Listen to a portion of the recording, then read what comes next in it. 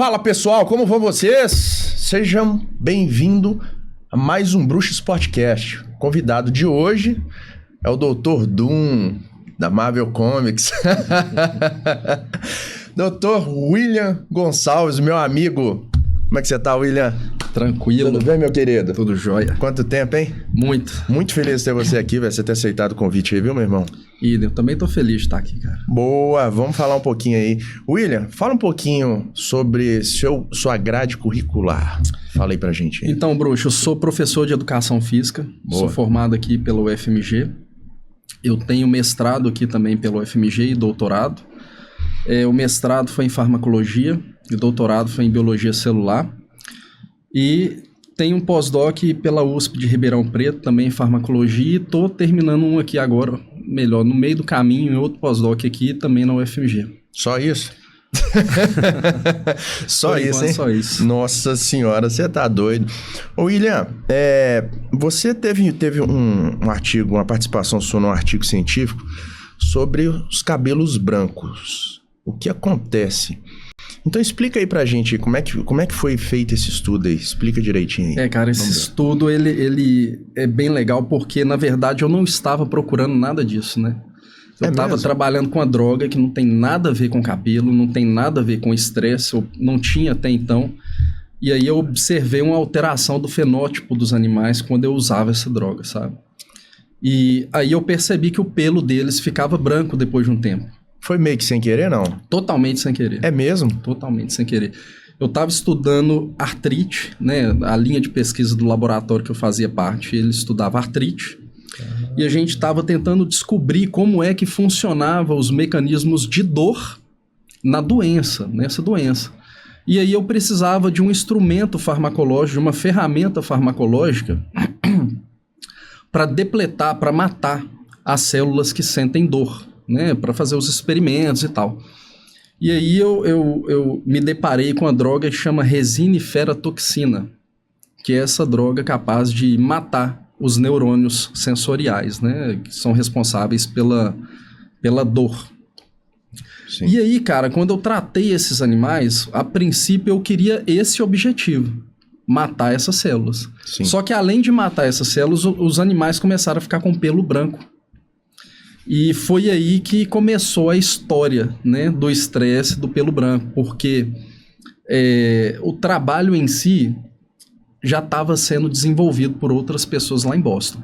Uhum. E eu não sabia disso. Mas eu tive a sorte de um colega meu, de um cara que depois virou meu supervisor de pós-doc lá em São Paulo, ele tá lá em Boston nessa época. E aí eu mandei os resultados para ele, conversei, a gente trocou ideia.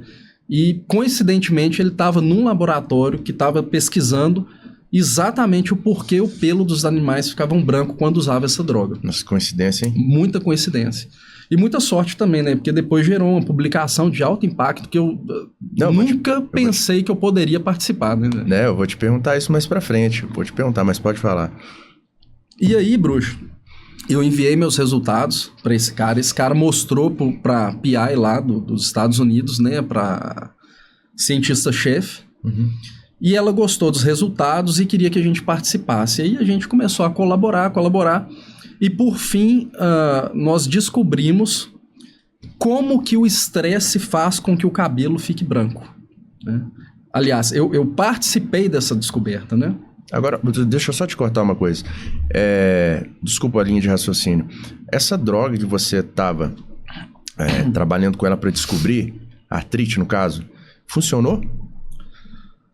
Então, acabou que eu não utilizei mais essa droga para o propósito que eu estava operando, né, velho?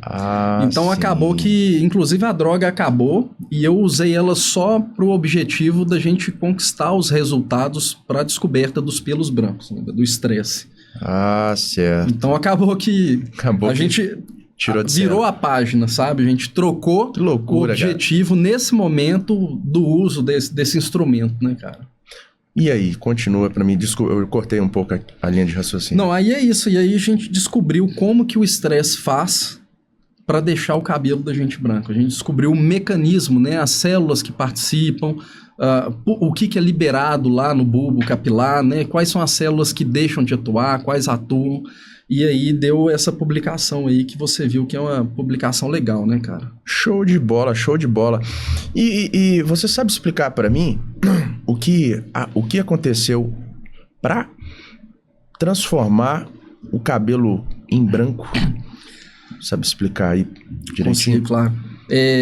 Sabe aquele quando a gente está na faculdade, a gente, principalmente a galera dos cursos de saúde, da área biológica, Sim. a gente escuta lá falar sobre o sistema simpático, sobre a ativação daquele sistema de luta e fuga. Sim. Então, quando a gente injetava aquela droga, essa é uma droga que ela provoca uma ativação muito forte sensorial. Então, o animal, ele tem uma ativação do sistema que a gente fala sistema nociceptivo, que é esse sistema responsável pela conversa de dor entre os componentes do sistema nervoso, certo? Certo. Essa ativação, ela tem um link com o sistema simpático. A gente ainda não sabe muito bem... SNC, né? Oi? SNS, Sistema Nervoso Simpático. O sistema nervoso simpático. E esse sistema sensorial nociceptivo, em algum momento eles se encontram, eles se conversam. Então, a ativação do sistema nociceptivo, da dor, com o sistema simpático, gera uma forte ativação do sistema simpático. Certo? Ah, certo. Então, quando eu tenho lá, aplico a droga, o animal tem uma sensação semelhante à sensação de dor. Junto com isso, eu tenho uma ativação muito forte do sistema simpático. E o sistema simpático, ele tem braços, ramos, que chegam até o bulbo capilar. Quando essas células se ativam lá no bulbo capilar, ele libera lá os seus neurotransmissores naquela região. Certo. E eles vão atuar nas células que são células progenitoras das células que depois se tornarão células responsáveis pela pigmentação do pelo. Certo? Certo. Então, essas células progenitoras que estão lá no bulbo capilar, elas recepcionam o neurotransmissor que foi liberado, né? Foi jogado ali no meio pelo sistema simpático. E essa célula ganha o que a gente chama de motilidade e ela deixa aquele lugar, vai para outro lugar. Não sabe para onde vai, mas ela sai dali. Né? Aquela célula que se tornaria o melanócito, que daria cor ao pelo, ela simplesmente sai dali. E aí, quando o pelo ele renova, o pelo tem um ciclo, né? Então, quando esse ciclo se renova, o pelo cai, nasce outro e tudo mais, nasce sem essa célula para pigmentar. E aí o pelo fica branco permanentemente. Pois é, aí vamos supor que cai o pelo. Aí quando nasce, ele vai nascer branco também? O pelo nasce certo. Branco e a pigmentação dele fica por conta desse melanócito, né? A célula progenitora se transforma no melanócito e o melanócito vai lá e dá a aparência pro pelo. Como a gente tirou o melanócito dali pela ativação do sistema simpático, então ali passa a não ter esse melanócito depois, no próximo ciclo. Sacou? E aí o pelo cresce e continua branco. Não volta a ficar preto de novo. Putz, loucura. Deixa eu fazer uma pergunta pra você, eu tenho uma dúvida. O aumento do cortisol também, ele pode colaborar com o envelhecimento do cabelo? Ô, bruxa, o cortisol tá associado com a ativação do estresse, né, velho? Então, pra falar a verdade, eu não sei te responder essa pergunta com exatidão, mas se o cortisol é um sinalizador de estresse, no mínimo ele está indicando que tem estresse. E se tem estresse, provavelmente todo esse mecanismo que eu falei com você, ele tá rolando, sabe? Tá envolvido, pode estar envolvido, né? Ah, interessante. Deixa eu fazer outra pergunta aqui para você também. A pessoa você na verdade, vamos ter uma linha de raciocínio aqui. Na verdade, o SNS, Sistema Nervoso Simpático, ele pode acabar com as células tronco?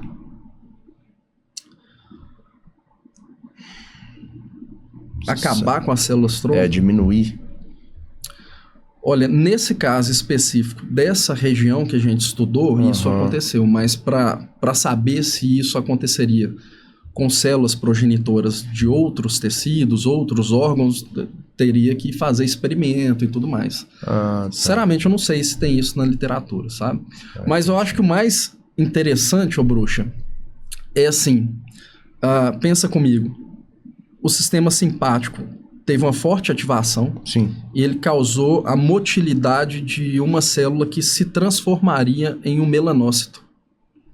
O apelo do trabalho está todo na modificação da cor do pelo. Sim, entendi. Mas você já viu alguma outra coisa acontecendo nesse sentido? Uma célula saindo de um lugar e indo para outro? Metástase, né? Exatamente, tem razão. Então, assim, o apelo do cabelo branco é lógico, né? É uma descoberta importante e tal. A gente viu lá o mecanismo, foi super bem publicado. Mas e depois daí? O que a gente consegue extrair do que a gente fez lá atrás, sabe? Então, uma pergunta que eu faria seria essa: será que a ativação desse sistema tem relação com metástase, por exemplo? Né? A pessoa que está com câncer, por exemplo, ela não tem estresse? Pois era até embasada a pergunta também, tá coligada com isso aqui também, porque a pessoa, quando ela recebe células tronco, quando ela faz o tratamento de câncer, a pessoa que teve câncer, então ela pode receber as células tronco também, né? Então há possibilidade dela voltar a produzir esses cabelos, em vez de ser branco, voltar à produção do cabelo natural? Você sabe, não, né? Não. Acho que não, porque ali a célula progenitora que tá ali, ela já passou por uma certa diferenciação e tudo mais, sabe? Certo. E para aquela região ser repovoada por outras células, precisaria de ter estímulos adequados para a célula chegar lá. Quando ela chega lá, ela tem que se diferenciar, tem que se transformar em outra coisa, sabe? Então, não sei, talvez fosse uma coisa muito específica e com o objetivo claro de tentar fazer isso, talvez alguém consiga. Mas eu não realmente é uma pergunta em aberto, não sei. Não, legal. E deixa eu fazer outra pergunta aqui para você também. Os hormônios exógenos, eles podem alterar o envelhecimento do cabelo? Você consegue dar um exemplo? O uso de testosterona. Ô, Bruxa, tem uma coisa em ciência que é o seguinte: nem sempre o que a gente publica é a nossa especialidade. Eu realmente... os meus trabalhos todos, eles são todos direcionados para dor. Essas perguntas sobre pelo e cabelo e tudo mais é uma espécie de plus que eu acabei dando sorte de entrar numa publicação, mas é um assunto que realmente eu não domino. A questão da alteração do cabelo e tudo mais, essas coisas realmente eu não sei. O que eu sei é que tem, por exemplo, muitos atletas que relatam que quando começam a utilizar drogas e tudo mais para poder, né, aumentar o volume muscular e tal, acaba perdendo cabelo. Sim, acaba isso é normal. Com aparência, mas assim, eu realmente não sei. Tá. Não, é por pensar, essa pergunta eu fiz por alterar o sistema nervoso simpático. Às vezes pode alterar por causa do uso do hormônio. Entendeu? Mas por causa disso que eu te fiz essa pergunta. Outra coisa também, uso de suplementação, vitamina B9, Gimpless, isso ajuda no... Você vai brigar comigo. Isso ajuda no anti-envelhecimento? O pessoal fala que vai tomar remédio para o cabelo, para acabar cabelo branco.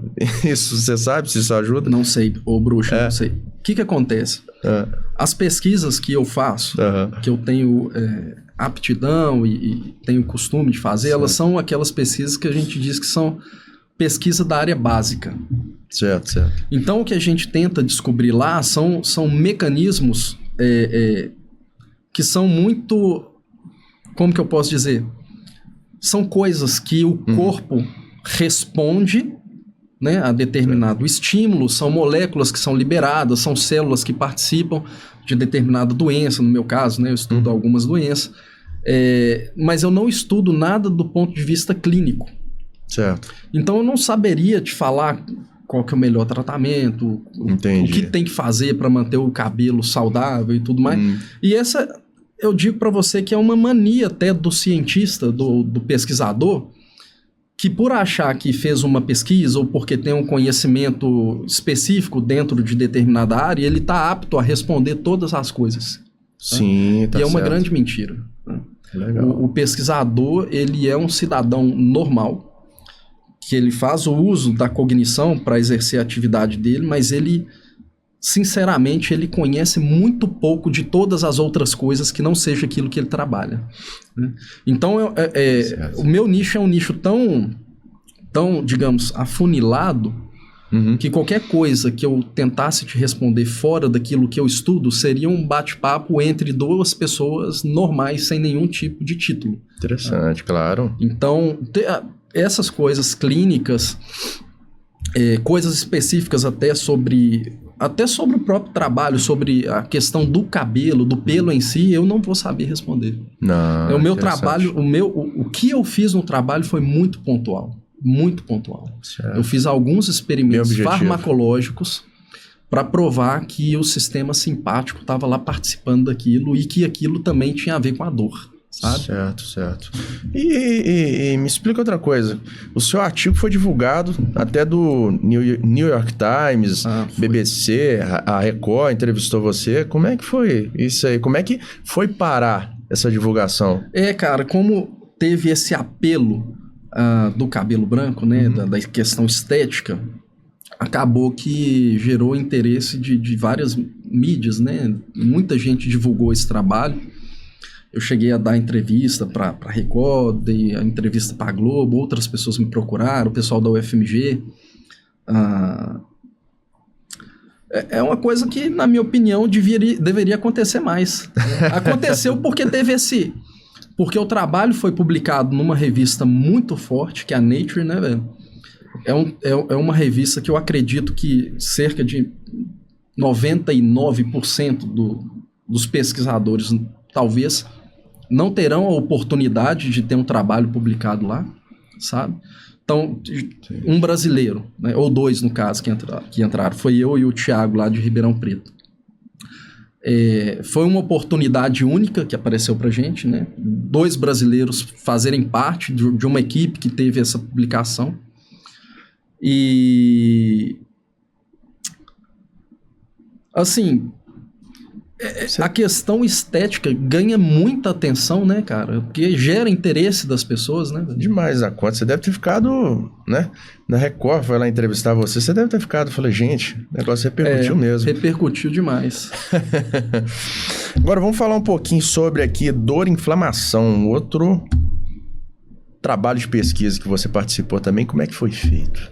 Explica aí pra gente. Cara, quando eu tava no meu mestrado, eu tava um pouco perdido sobre o que fazer. Eu trabalhava com inflamação, mas eu queria digamos que eu queria mudar um pouco o nicho, sabe? E meio sem saber o que queria fazer, digamos assim, eu acabei procurando outros laboratórios, outros lugares para trabalhar, e eu acabei descobrindo um laboratório de dor. Como eu era professor de educação física, aí a gente tentou, na conversa lá que eu tive com o supervisor do laboratório, né? Tentar encaixar um pouco essa questão da educação física, do tecido muscular e tal, com o que o laboratório produzia, que eram artigos de dor. Certo. E aí, cara, a gente acabou fechando algo que contemplava o que era legal para mim e o que era legal pro laboratório, e a gente fechou num trabalho em que a gente iria estudar o que o laboratório estudava, que eram sistemas analgésicos no tecido muscular, saca? Entendi. E o que a gente descobriu, velho, foi uma coisa muito legal, que eu acho que a maioria dos professores de educação física e atletas e tudo mais ainda não sabem que funcionam dessa forma, mas a gente descobriu que o músculo, ele tem um sistema de defesa contra a dor, basicamente, sabe? Então nós sentiríamos muito mais dor num evento inflamatório, sabe? Numa coisa desse tipo, se esses mecanismos eles não funcionassem no músculo, né? Então a gente descobriu que ele tem componentes de um sistema que a gente chama sistema opioide e componentes de um sistema que chama canabinoide. Cara, que loucura. Que quando você tem uma inflamação muscular, esses sistemas evitam que você sinta uma dor exagerada, sabe? Então você está dizendo que o nosso corpo ele produz a substância como se fosse a do ópio e da cannabis. Isso. Olha que loucura, cara. Eu li isso, eu não acreditei. Quando eu li, eu falei, cara, que loucura. A endorfina é uma delas, né? Inclusive. A endorfina, exatamente. E é interessante porque, assim, tudo isso acontece no músculo.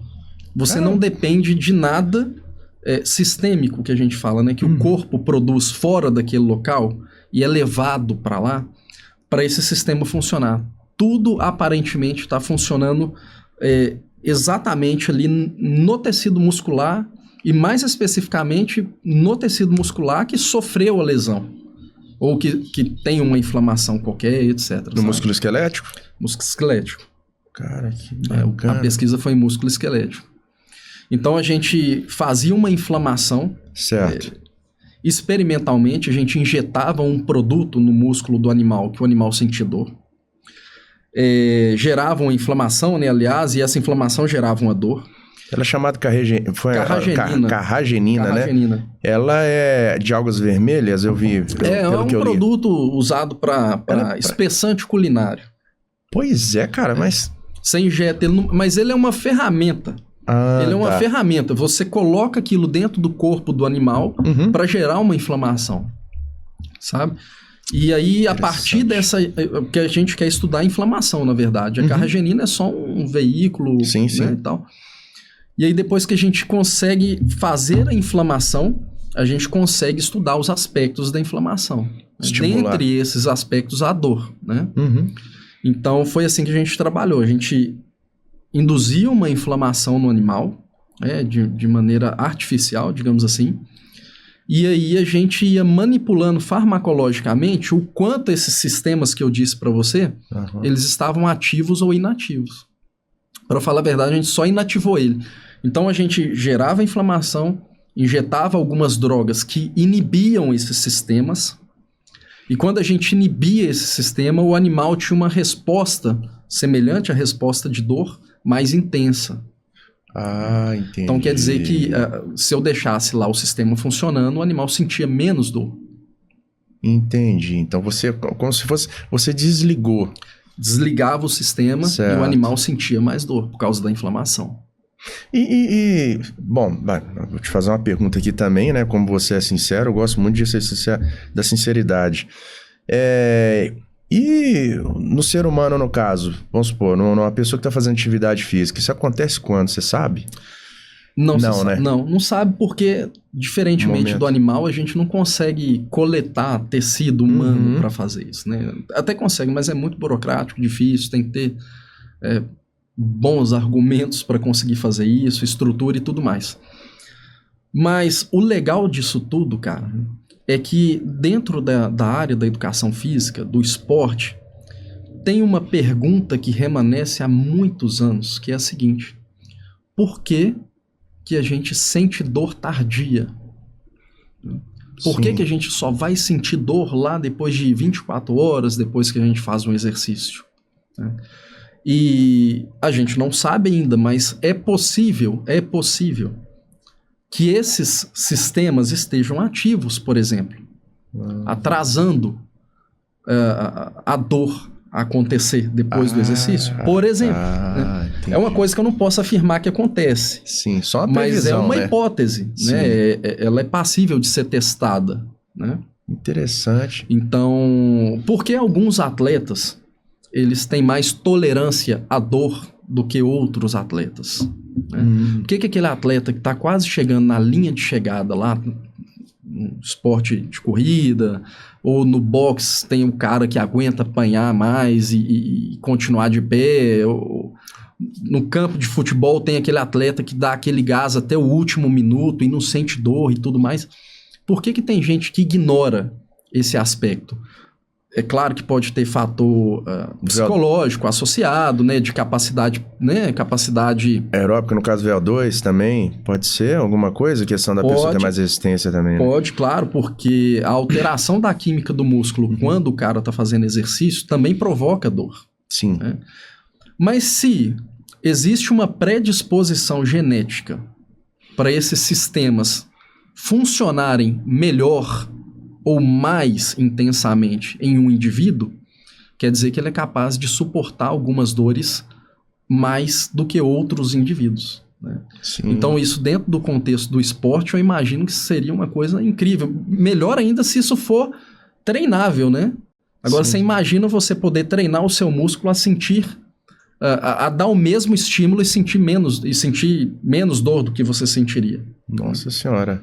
Não é isso que acontece quando a gente faz musculação? A gente dá um estímulo, o músculo não cresce? Exatamente. E se a gente pudesse dar um estímulo que esse sistema analgésico ele fosse mais ativo? Nossa Senhora. Quer dizer que você poderia treinar mais intensamente ou por mais tempo, por exemplo. Aguentar né? E mais. aumentar, você poderia melhorar o seu desempenho tentando treinar esse aspecto para que você pudesse fazer mais, né? Ou mais volume, ou mais intensidade, não sei, depende do esporte ou do que você está fazendo, né? Certo. Mas é uma coisa que está em aberto ainda, né?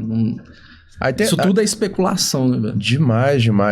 Eu não sei se o uso dos hormônios também faz parte disso também, quando o atleta de ponta, né? Por exemplo, o fisiculturismo, entre algumas modalidades que fazem uso, pode evoluir para isso aí também. Essa questão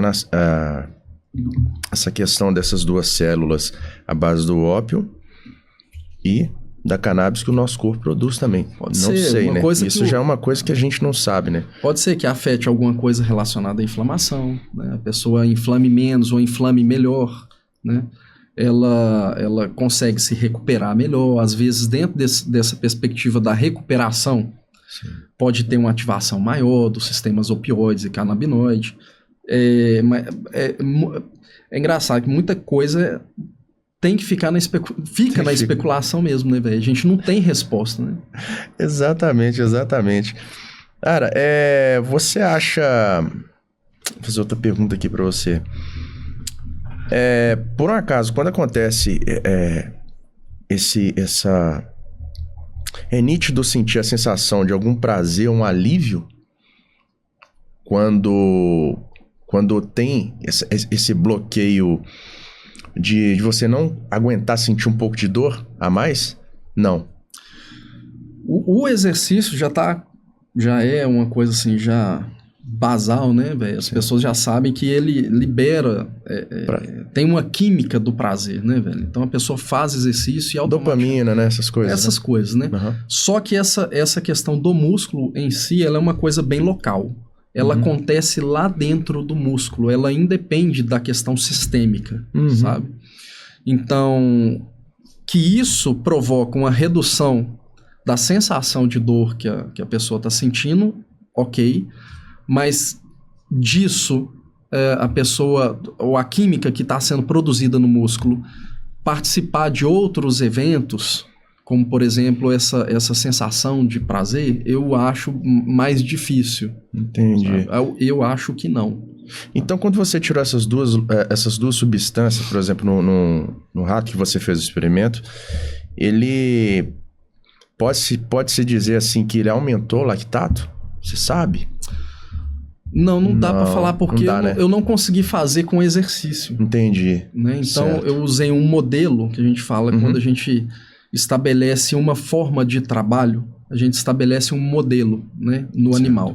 E esse modelo era de inflamação causada por um agente químico, que no caso era carragenina. Entendi. Então,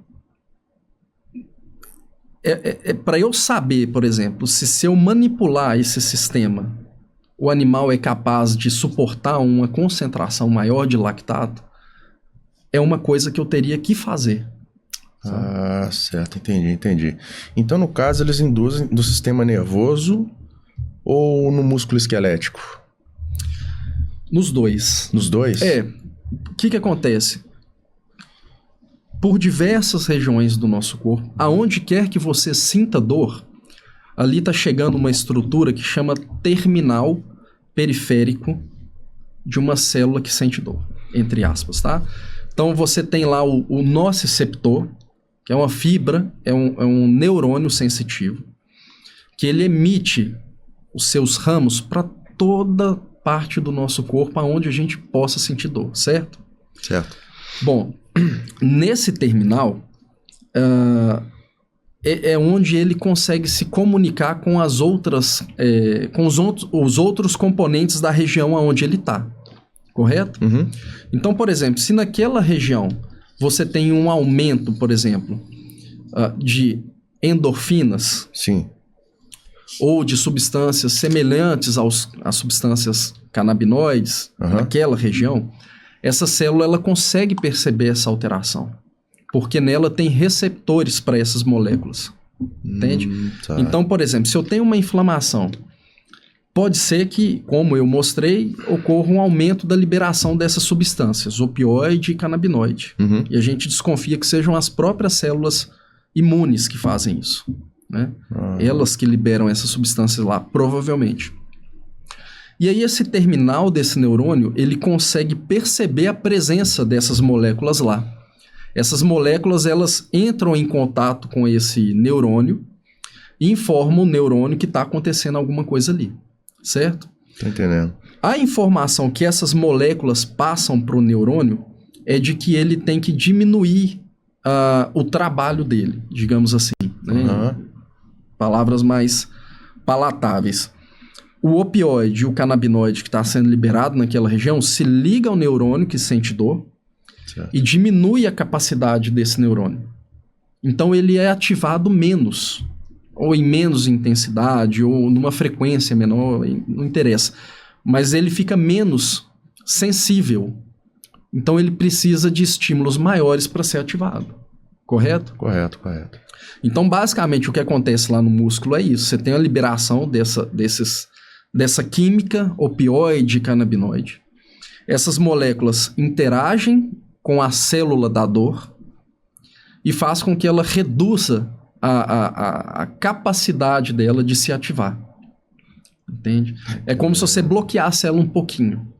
Né? E ela responde menos, porque você continua sentindo dor. Sim. Só que você sentiria muito mais se essa química não tivesse envolvida naquele momento. Tem que explicar pro pessoal que tá vendo também, porque tem cara que vai achar assim, nossa, eu produzo maconha, eu produzo ópio, então vou ficar doidão, vou ficar anestesiado. Não é assim também não, gente. É a quantidade mínima que o corpo da gente produz. É interessantíssimo isso também, claro. Isso é uma coisa inédita. Quando eu li, eu falei, cara, que loucura. É, muito legal. Eu li umas 3 vezes, eu falei, pô, não tô acreditando. É isso mesmo, cara. É isso mesmo. Que loucura, velho. Que descoberta. E a implicação, tem várias implicações clínicas, né? Mas, claro, a gente que é da área da educação física, né? E você do esporte mais do que eu, né? A gente fica pensando no que aquilo poderia ser útil para um atleta, né, cara? Pois é.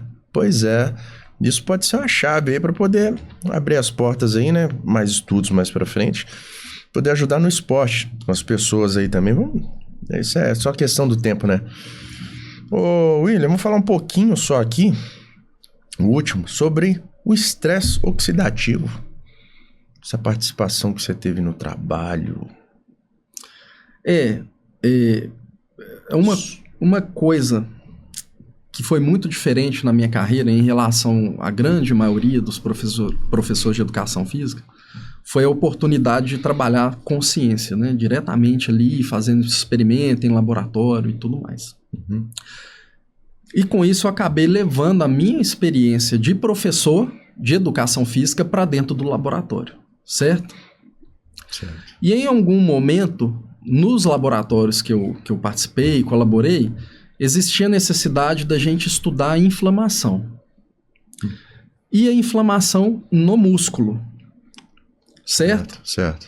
Bom, existem várias maneiras de você conseguir provocar inflamação muscular, de maneira experimental, né, nos animais, mas em algum momento o laboratório achou interessante tentar entender como que era a inflamação no músculo mediante a realização de exercício físico, certo? Certo. Só que a gente não tinha instrumentos adequados para a gente exercitar o animal, garantindo que ele fosse treinar a longo prazo, né?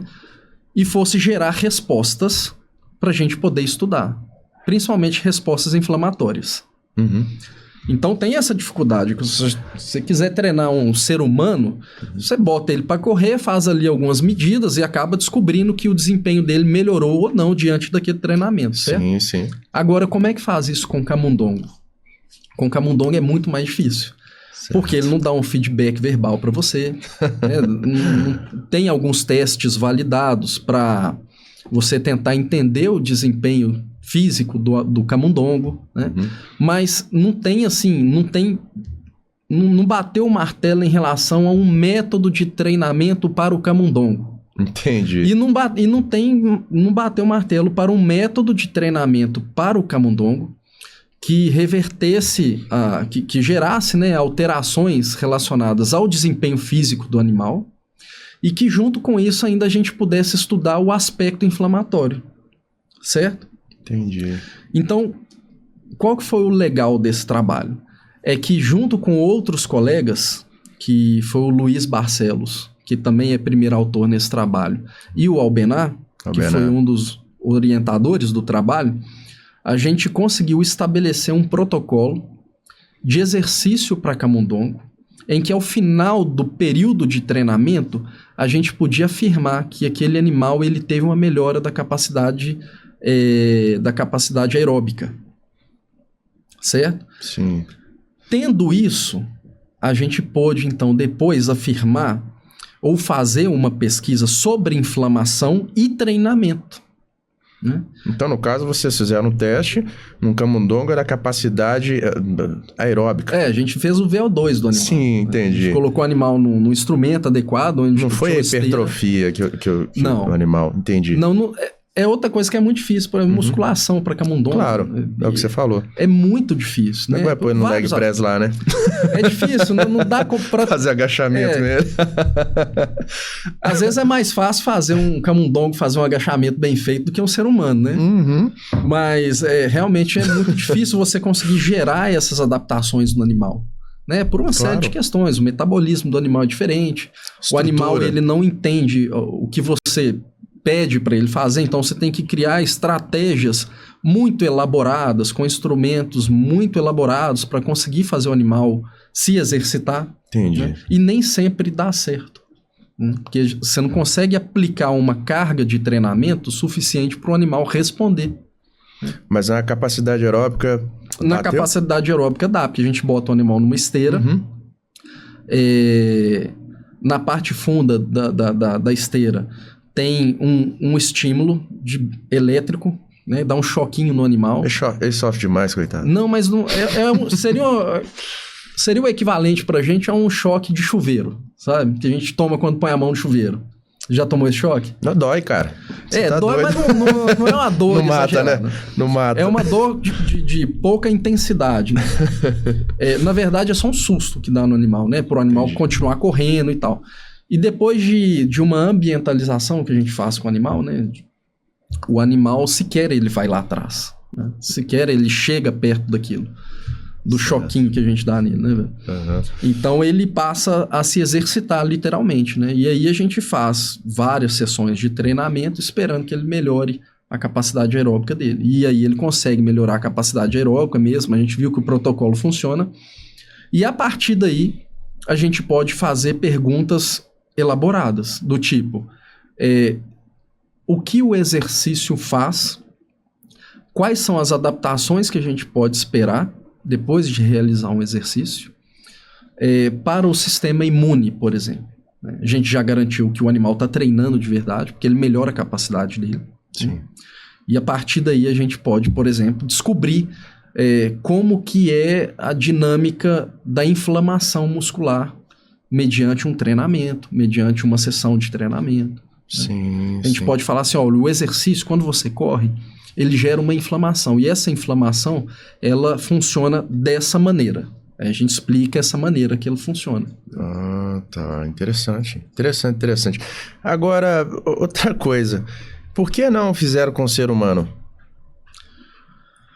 Porque com o ser humano não dava para usar os instrumentos que a gente utilizou para trabalhar com os camundongos. Então, por exemplo, a gente queria estudar a inflamação mediante a realização de um treinamento.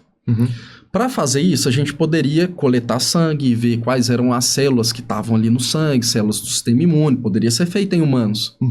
Mas a gente não poderia jamais fazer o que a gente fez com os camundongos. A gente queria ver o comportamento das células no tecido muscular. Literalmente ver como que a célula estava se comportando ali no tecido muscular.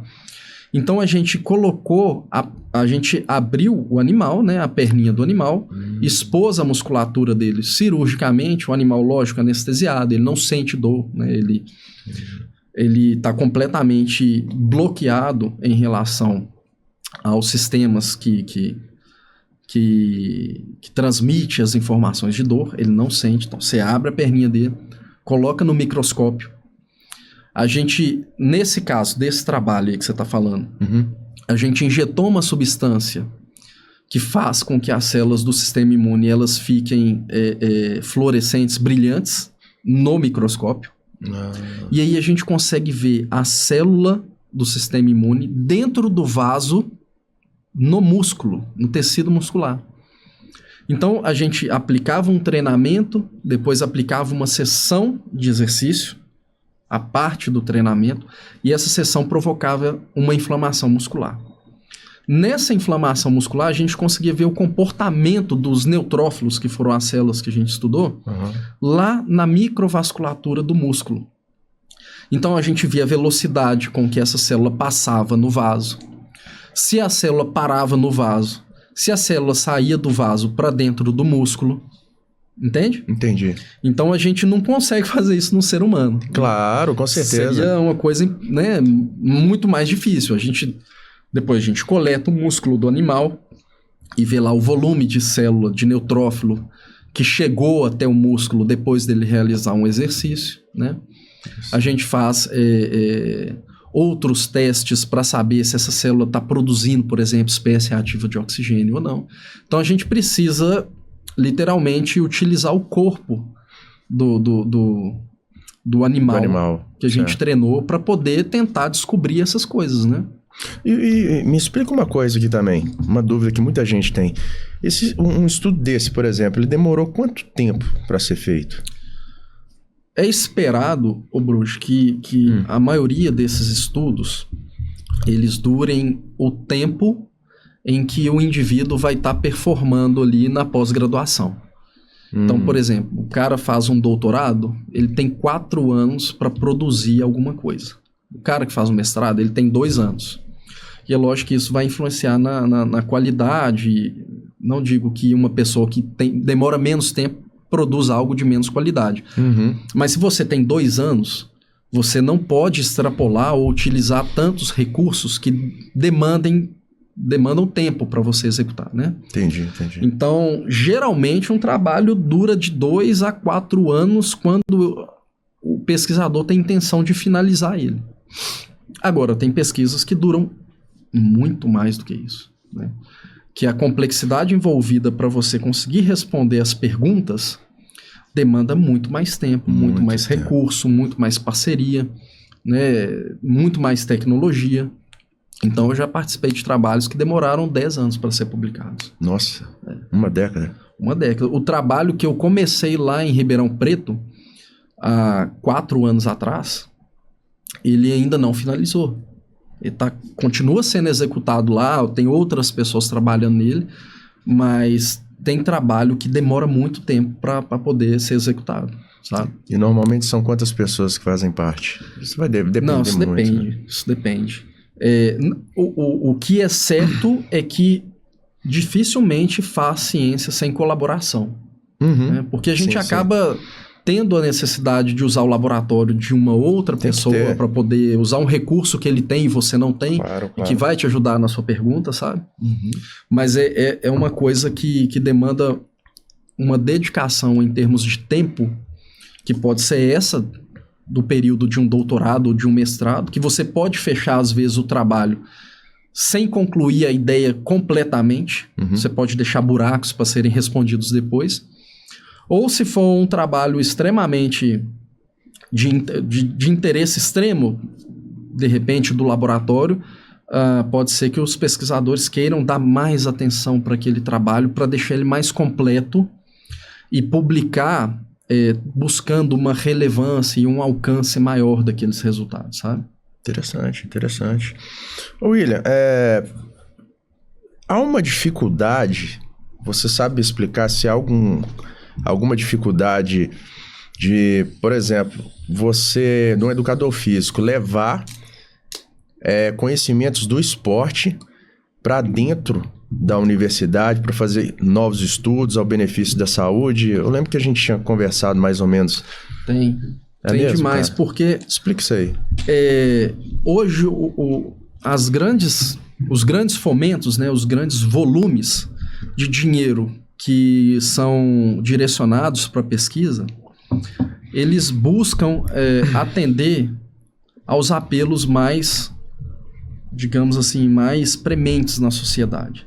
Uhum. Então, é muito difícil que o exercício para a sociedade, né, na mentalidade da forma geral das pessoas, seja mais importante do que, por exemplo, a busca pela descoberta de um remédio para uma doença, né?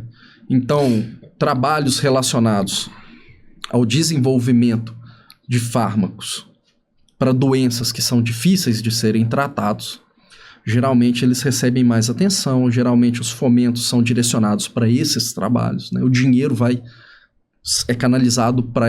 O recurso vai para essas coisas. Do governo, né? Também, né? Do governo, né? No Brasil é só governo, basicamente. Tem uma iniciativa muito interessante, que é a iniciativa do Serra Pileira, que não é um dinheiro governamental, digamos assim, né? Uhum. Mas a maioria do dinheiro no Brasil, mais de 90%, né, é de fomento federal, né? Federal e estadual. Ah, tá, entendi. Então, assim, o exercício, a gente sabe que é importante. Sim. A gente sabe que ele ajuda a prevenir uma série de complicações relacionadas à saúde, mas as pessoas não... A academia, até de forma geral, reluta em dar o mérito para o exercício que ele merece. Até todos admitem que o exercício é importante. Sim. E que teria um impacto substancial em políticas públicas e etc. e tal. Sim. Mas na hora de liberar a grana mesmo, libera para outros projetos. Né? Pode ser por causa da indústria farmacêutica também, né? Pode ser que esteja envolvida com isso. Na verdade, tem mais a ver com, por exemplo, soberania nacional. Então, você busca descobrir as coisas para que o país desenvolva alguma tecnologia que seja interessante, inclusive do ponto de vista financeiro. Isso aí Sim. é inegável. Agora, a indústria, ela também se envolve, mas geralmente as cartas são... Digamos que elas estão na mesa, né? Um trabalho que é apresentado, que foi realizado com recurso de uma grande indústria farmacêutica, por exemplo, ela sempre tem lá a descrição de onde veio aquele dinheiro. Então, se veio da indústria, as pessoas sabem que aqueles resultados foram obtidos com o dinheiro da indústria. Ah, legal. Então, tem esse interesse, mas mesmo a indústria no Brasil não libera tanta grana quanto em outros países, né? Como, por exemplo, Estados Unidos. Investe, né? Investe mais Unidos. Lá. E lá é mais fácil fazer a ciência, né? Tem mais estrutura também, né? Pode ser por causa da... Muito mais estrutura, muito mais facilidades para adquirir os materiais que são necessários, né? Tem uma política profissional que é diferente da política profissional que tem no Brasil. Claro. Quando as pessoas me perguntam a minha profissão, é difícil responder o que eu faço. Porque não tem uma profissão de cientista no Brasil. Então, geralmente, eu falo que eu sou professor de educação física e pesquisador. Mas pesquisador ninguém sabe o que é. Ninguém sabe o que faz, entende? E outra coisa que eu tenho que perguntar para você, o que você acha a respeito... Nossa, a gente acabou de falar sobre país... lá fora, investimento e tal. Você acha que o Brasil está perdendo muito por questão de avanço na ciência? Comparado... claro, comparado com os Estados Unidos e outros lugares, você acha que o nosso país está começando a engatilhar? Bruxa, na verdade... Pelo que eu não sei. O seguinte, você tem... A sua sensação, ela não está errada. Uhum. O que tem de diferente no Brasil em relação ao exterior, principalmente Estados Unidos, alguns países europeus, que é o seguinte: lá é muito mais é muito mais fácil adquirir bens de consumo para o laboratório. É muito mais fácil você conseguir comprar um equipamento. O governo investe também muito, né, no William? De lá também? Tem a ver Não com só o isso? governo, mas lá tem muito lobby, por exemplo, de indústria farmacêutica. Então tem muito dinheiro envolvido, tem muito interesse, Sim. sabe? Agora, isso não quer dizer que o que é feito lá é melhor do que é feito aqui. Porque aqui a gente costuma dizer que a gente tira leite de pedra. O brasileiro é muito criativo, velho. O brasileiro é muito valorizado fora do Brasil, o pesquisador. Porque a gente arruma solução para várias coisas que às vezes o dinheiro não compra. Então, no Brasil tem mentes brilhantes, pessoas fantásticas. Concordo com você. Com uma capacidade cognitiva e competência para realizar trabalhos de muita relevância, mas a gente não consegue executar tudo o que a gente gostaria aqui no Brasil, né? Por essas dificuldades relacionadas a fomento, né, a volume de dinheiro. Não que o dinheiro resolva tudo, tá? Realmente o dinheiro não resolve tudo, mas na ciência não dá para comprar um microscópio sem dinheiro. Ele custa em torno de quanto, mais ou menos? Depende do microscópio. Então, por exemplo, um microscópio confocal, por exemplo, custa na faixa dos milhões, que é um microscópio que você consegue ver a célula lá brilhando no animal. Nossa. Né? Então, custa milhões, custa na faixa dos milhões, né? Ou das centenas de milhares de reais. Um anticorpo, um produto que vem ali, pensa nessa garrafa aqui. Essa garrafinha deve ter o quê? Sei lá, 100 ml? 200. 200 ml. 200. Agora imagina isso dividido por 200.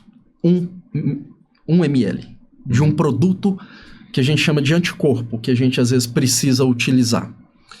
Custa 2 mil, 3 mil, 4 mil reais, 6 mil reais, dependendo do tipo de anticorpo, né? Nossa Senhora. Então as coisas para chegarem até o Brasil demoram muito tempo. Então a gente compra hoje uma coisa, demora assim 1 ano para chegar, 6 meses para chegar, dependendo do que é, sabe? Então a gente enfrenta esse tipo de situação. E o que é pior, não faz o menor sentido algumas coisas. Os produtos são muito taxados, velho. Muito taxado. O dinheiro que a gente investe em ciência é público e os produtos que a gente compra, a gente tem que pagar valores exorbitantes de taxas. É mesmo? É um dinheiro que fica ali se retroalimentando, inclusive, né? Porque o governo passa o dinheiro pra gente, a gente compra o produto e nesse produto a gente paga o imposto. Não faz o menor sentido, né, velho? Poderia ser isentado, né? Pelo menos isso, creio eu, se é essa lógica, né? Ou melhor, ou poderia fomentar o desenvolvimento desse setor no Brasil, né? Pra gente não precisar importar coisas de fora, né? Certo. Seria melhor ainda. Inclusive, geraria emprego, geraria renda, né? Desenvolvimento, aumento da capacidade de produção de tecnologia, né? Isso. Só que não tem isso, né? Não tem ninguém preocupado com isso, né? É difícil demais, né? E me fala uma coisa, sobre um desses trabalhos seus, você está falando aí questão de financeiro, como é que foi o investimento no trabalho seu aí, por exemplo, do cabelo branco, da descoberta? Quanto vocês investiram, quanto que foi gasto nesse trabalho, você sabe me falar? A margem? No trabalho eu não consigo, porque grande parte do trabalho, ele foi desenvolvido fora do Brasil. Então, sim. Muitos resultados, eles foram obtidos com o dinheiro que foi de fomento estrangeiro. E a gente não tinha poder sobre esse dinheiro, digamos assim. Agora, eu posso dizer assim, eu não fiz esse levantamento depois que terminou, Sim. mas é possível que a gente tenha gasto algo em torno de... É difícil falar. Né? Vou te falar individualmente quanto custa cada coisa, tá? Sim, por exemplo, sim. Um camundongo, ele geralmente custa algo em torno de 20 reais. Sim. Eu usei uma quantidade considerável de camundongos, mais do que 100, certamente, né? Um anticorpo, por exemplo, que a gente usa. Nossa, usa muito camundongo, cara. Tem que usar. Eu achava que usava aí, sei lá, uns Uns 30. Depende cada experimento. Do estudo, né? Depende do estudo. Porque às vezes você usa 30 para um experimento específico e você não conseguiria responder se não tivesse esse volume de animal. Na verdade, a gente tem um cálculo que a gente faz para determinar se os valores que a gente vai obter com aquele experimento, eles podem ser passíveis de um tratamento estatístico. Né? E aí, esse cálculo nos dá a quantidade correta de animal que a gente tem que usar para conseguir concluir alguma coisa daquilo que a gente está fazendo. Né? Que às vezes a gente pode fazer lá com 1, 2, 3 animais, mas aquilo não é conclusivo. Né? Aquilo não representa uma realidade que vai se repetir, se repetir, se repetir. Sim. Então a gente não sabe se a gente poderia afirmar a observação de um fenótipo em poucos animais.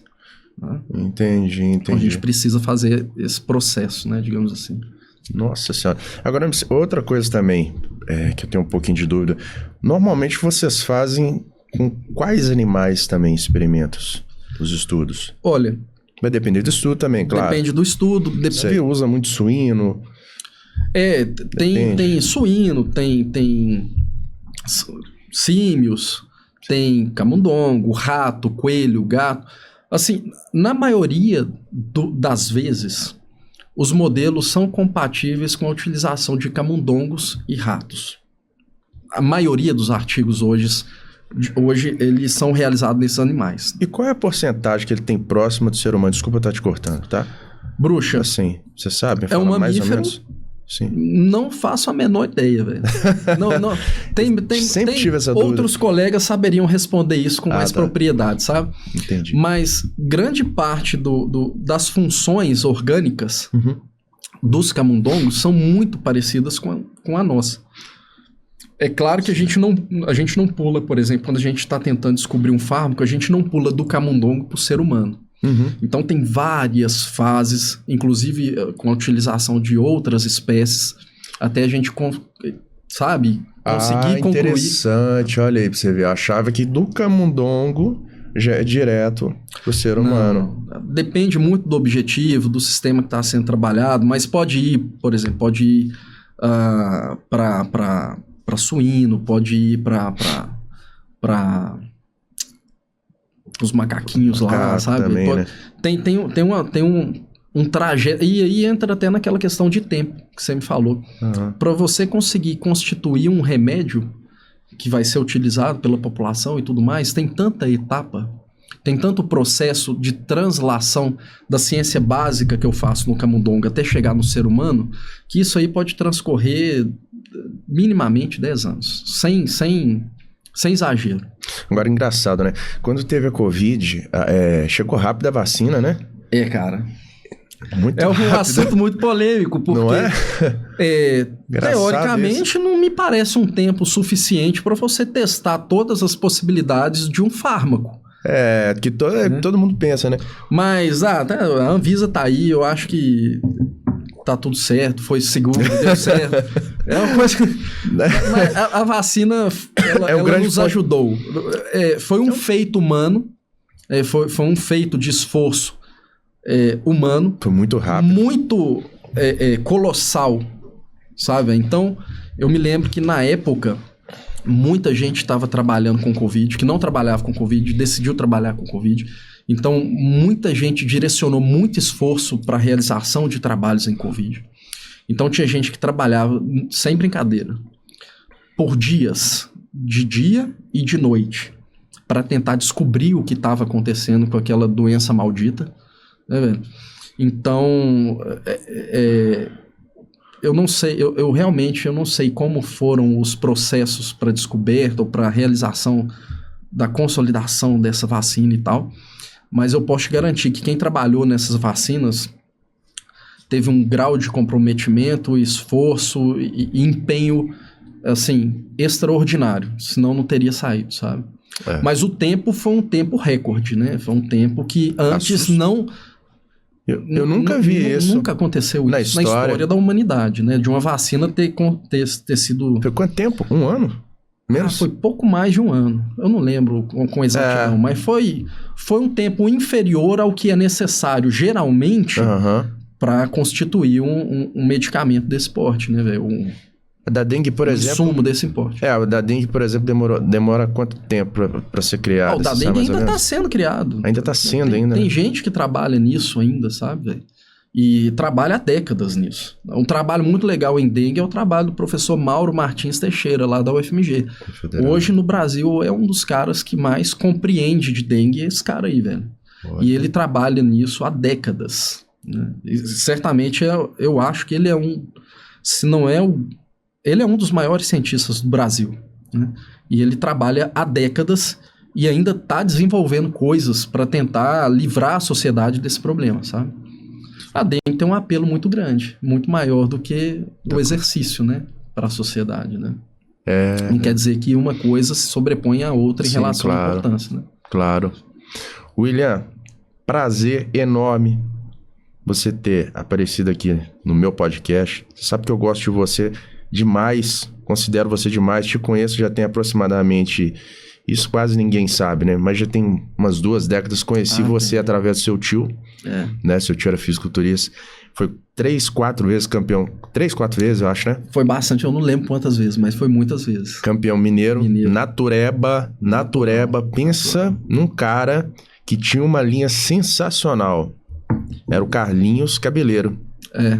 Né? Muito forte, velho. Era o único cara que eu lembro uma vez que ele falou comigo, vou só aproveitar aqui, tá, gente? Uma vez que ele falou comigo a metodologia dele de treino, é um caso de se estudar também. E deu certo. Ele falou assim comigo, na época meu apelido não era Bruxa, me chamava de Jean, ele falou, Jean, eu falei, Carlinhos, como é que é seu treinamento? Ele falou assim, eu treino tudo todos os dias. Eu falei, como assim? Todo dia ele fazia supino reto, todo dia ele fazia agachamento. O treino dele durava 4 horas. Foi campeão 4 vezes, campeão mineiro. É verdade. Sem tomar hormônio nenhum. A base de arroz e feijão. 3 décadas atrás, mais ou menos, isso aí. Olha pra você ver, arroz, feijão e leveto de cerveja. Branco, não, era pretão, não. Era branco, ele também, era incrível também a genética dele, porque preto também é uma genética muito privilegiada, né? Mas era um cara branco também. E era um cara que era muito esforçado. Muito esforçado. Cara, prazer, mais uma vez, ter tido aqui você no meu programa. Muito obrigado por você ter aceitado o convite aqui. Obrigado por você ter passado sua intelectualidade e conhecimento aqui para todos nós. Intelectualidade não, só um pouco de conhecimento. Nada. A academia nem tem gente tão intelectual assim. Tamo junto, William. Muito obrigado. Pessoal, fiquem ligados para o próximo convidado. Seja bem-vindo ao Bruxas Podcast, sempre. Deixa o like, tá bom? Valeu, abraço!